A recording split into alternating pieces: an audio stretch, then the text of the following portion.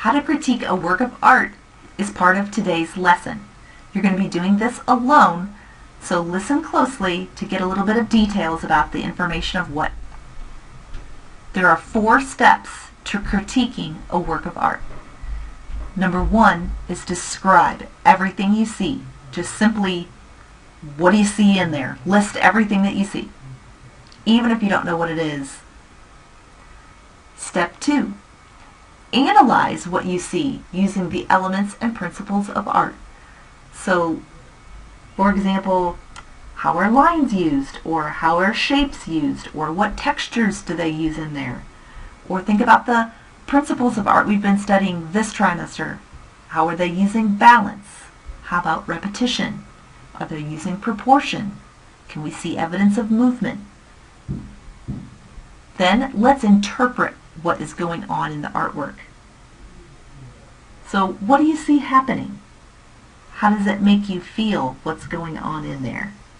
What is the most important part of the painting or the drawing? Why do you think the artist created this particular scene? And what do you think the artist is trying to say? That's all part of interpret. Here's The Starry Night by Vincent van Gogh. So if I use our 4-step method, we start simply by describing.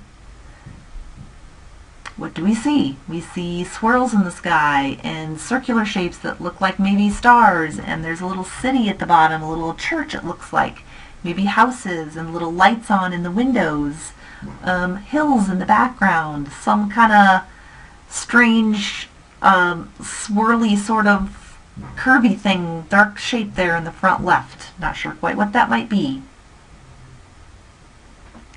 Step 2, let's try to analyze it. So let's ask ourselves what lines might be used in there. Well, all the lines, there's a bunch of curvy, wavy lines in the mountains in the background, and the little swirls that look like maybe they're trees or maybe fog or something down in the valley there. We see kind of some geometric shapes, the crescent shape, circular shapes. We see some organic shapes that really don't have much specific form. They're just kind of blobby-like. Okay. Think about balance. Think about the principles of design. Well, gee, it's not right down the middle, mirror image, so maybe it's asymmetrical.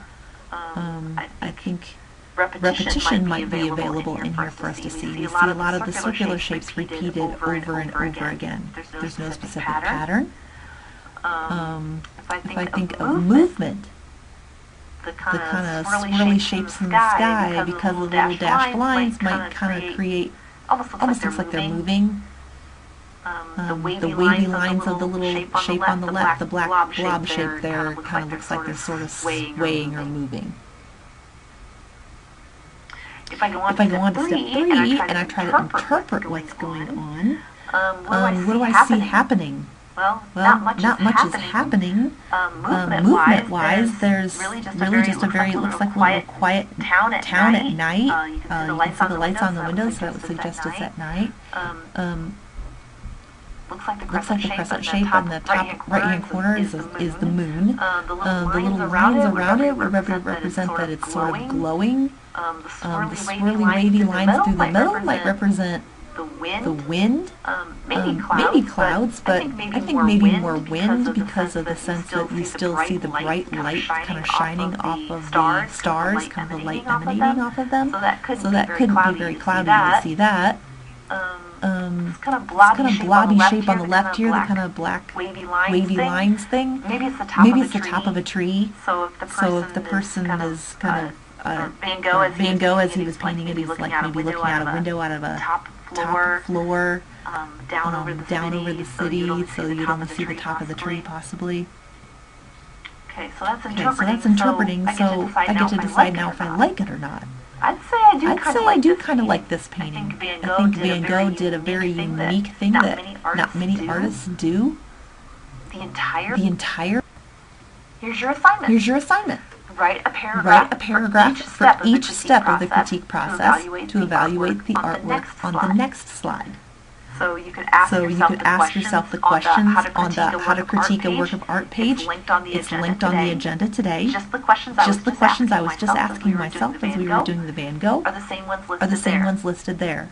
There's also a vocabulary list of terms that we've used in Intro to Art 1 and Intro to Art 2 that may help you with what to say about the different elements and the different principles of design. When you are all finished, submit your writing.